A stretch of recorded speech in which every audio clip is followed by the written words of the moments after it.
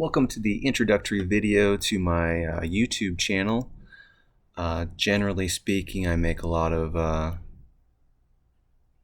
videos critical of religion and Christianity especially, and I wanted to do this video just to kick things off and give everyone a flavor of, generally what to expect. I'll be doing some other things too, but, So I've written 2 books now: Judging Jesus, a secular humanist perspective, and also an upcoming book, I'm Not Smart Enough to Be a Christian, and Neither Are You. And so I'm going to read the introduction to that because I think it works well enough for this channel. So, hi. To be perfectly straightforward, this book and video series is designed to destroy mainstream conservative Christian ideology that supposes the Bible is the inerrant word of a morally perfect God, and that the supposed God-man, Jesus' death and resurrection, is the solution to all of the world's immorality problems. Humans are natural-born hypocrites who readily see the flaws in others than in themselves. In my experience, most Christians already know enough about the world to not be Christians. Merely being logically consistent with the facts and standards of evidence refutes their religion in a number of ways. I imagine I will likely add some new facts to the list, but generally speaking, we can just take a step into Christian mythology on its own terms, ask the hard questions, and some rather easy ones, honestly, and watch it all fall apart. If you are at all worried your Christian religion may be a sacred cow to you that you do not see clearly and cannot properly hold accountable, this book and video series may well be your best friend. I'm assuming you want to believe in your religion because you know it is actually true, as you are well aware that the world is full of people who must be deeply wrong about their religion or philosophical perspective.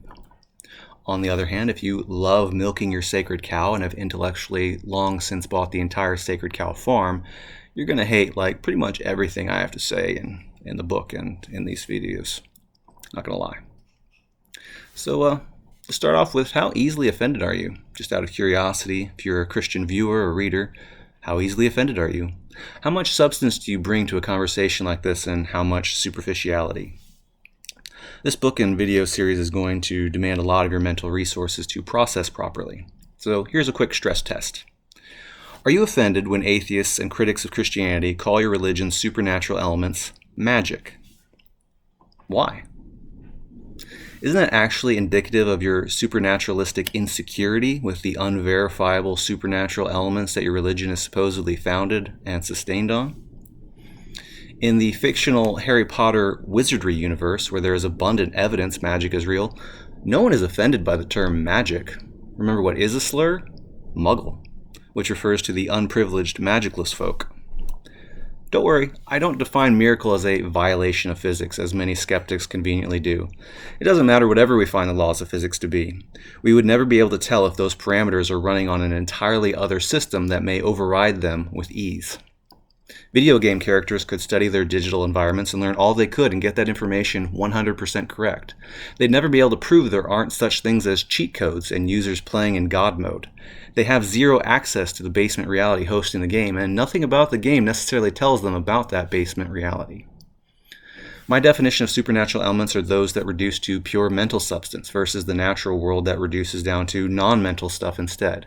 This idea of pure mental substance applies to mind-body dualism, which would entail that thoughts, feelings, reason, etc. are brute, magical substances, as well as ghosts, magic powers, psychic energy, spiritual gods, angels, demons, miracles, etc. This definitional clarity can become important when evaluating a variety of claims that aren't necessarily religious. Perhaps we live in a computer simulation like the Matrix, and as it would turn out, the real world isn't supernatural. It's actually more material than the digital realm we'd be trapped in unwittingly. None of this is designed to refute magic via mere definition, so don't worry about that. And anyway, my frequent use of the term magic and perhaps other similar terms from pop culture doesn't mean magic can't be real. I don't believe magic is real, but I also know that no theist out there can tell me what the difference is between magic and God's miraculous supernatural powers. Prove me wrong. Tell me more about God's magic, like in depth, like standard model of physics in depth, or even any depth whatsoever. Yeah, there's nothing. It's just magic. You don't know anything about it. At best. In the modern world of science and intellectual accountability, generally, magic as an explanation of anything is virtually an admission that you don't know what you're talking about. And that's not my fault. The term has a social stigma attached that has been earned. And magic is a short, handy word for this topic. So there you go. If you were offended by this section, this video, that means you let yourself be led astray from the extremely obvious substantive issue of justifying supernatural claims in the modern era. Your supernatural worldview needs to be excelling right here to be at all intellectually justified, and instead you've let petty offense fill the debate space. This says a lot about you and the fragility of your justifications for your religion. The correct, mature way to respond, in my opinion, is to acknowledge the obviousness of this and say, yes, my supernatural worldview has the completely understandable responsibility to demonstrate its case. Here's my case. And not, this atheist predefined my religion as fake and is demonstrably unfair. No.